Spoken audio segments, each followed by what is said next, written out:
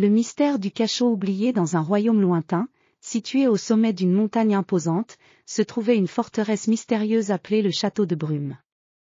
Cette forteresse, construite en pierre sombre, était entourée d'un brouillard épais qui ne se dissipait jamais.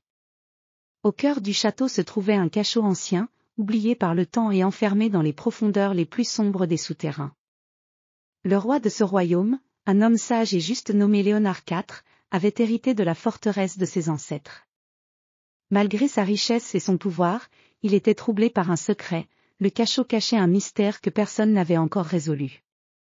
Le roi Léonard, curieux et déterminé à percer ce mystère, décida un jour de mener une enquête personnelle.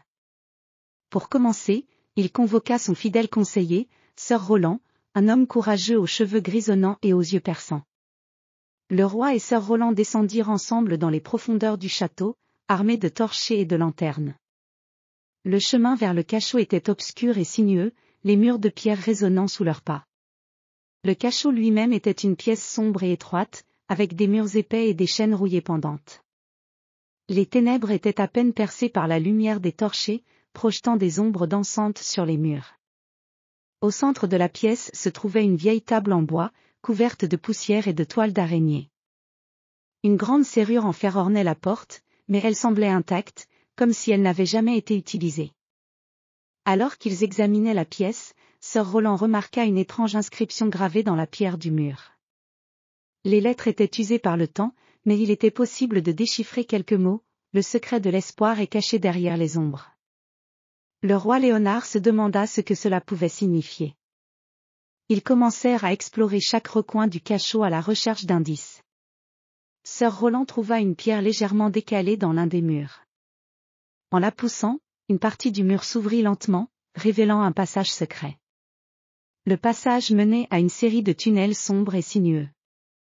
La température descendit brusquement, et l'air était lourd, presque palpable. Ils avancèrent avec précaution, leurs torches éclairant les murs ornés de dessins anciens. Ces dessins représentaient des scènes de bataille et des symboles mystérieux. Après plusieurs heures de marche, ils arrivèrent à une autre pièce, encore plus ancienne et dévastée. Au centre de la pièce se trouvait un coffre en bois massif, recouvert de poussière et de toiles d'araignée. Les poignées du coffre étaient en fer, et une serrure complexe ornait le devant. Le roi Léonard examina le coffre attentivement. Sir Roland sortit un outil spécial pour déverrouiller la serrure.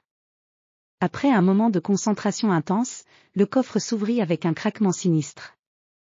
À l'intérieur, ils trouvèrent un parchemin ancien et un petit coffre en argent. Le roi déplia le parchemin avec soin. Il était écrit en vieux langage, mais Sir Roland réussit à traduire les mots. Le parchemin expliquait que le cachot avait été construit pour protéger un trésor très précieux, non pas en or ou en bijoux, mais en savoir et en sagesse. Le trésor était un livre ancien, un manuscrit rempli de connaissances perdues qui pouvait aider à gouverner avec justice et sagesse. Le petit coffre en argent contenait effectivement le livre ancien. Le roi Léonard le prit dans ses mains avec respect et admiration.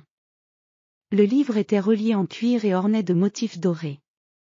En l'ouvrant, ils découvrirent des écrits et des illustrations sur les principes de gouvernance équitable, les leçons de leadership, et les secrets pour apporter la paix et la prospérité. Le roi Léonard et Sir Roland retournèrent à la surface avec le précieux manuscrit. Le roi décida d'utiliser les enseignements du livre pour guider son royaume vers un avenir meilleur.